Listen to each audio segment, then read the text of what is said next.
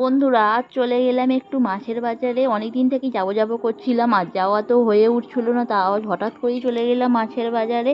আর এই দেখুন সমস্ত সবজিগুলো পেরিয়ে মাছের বাজার যেতে হয়, আর মাছের বাজারে গিয়ে দেখলাম যেই মাছটা নেবো সেই মাছটাই শেষ হয়ে গেছে। তো অন্য একটা মাছ ছিল, তো আমি বললাম এই মাছটা নেবো না, কেমন খেতে? তো বললো ভালোই খেতে, নিয়ে যাও। তো এটা রূপালি বাটা বলছিল। তো বন্ধুরা আগে খেয়েছেন কি আপনারা?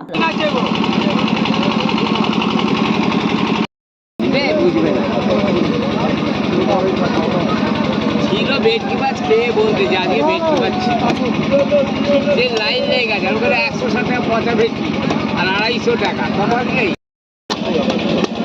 আবার 210 দিতে হবে না, পুরোপুরি দিলে হবে? 210 টাকাই দিতে হবে। 10 টাকা খুঁজে নিই, কি করবো তাহলে? সব আছে, 2 টাকা নোট দিন।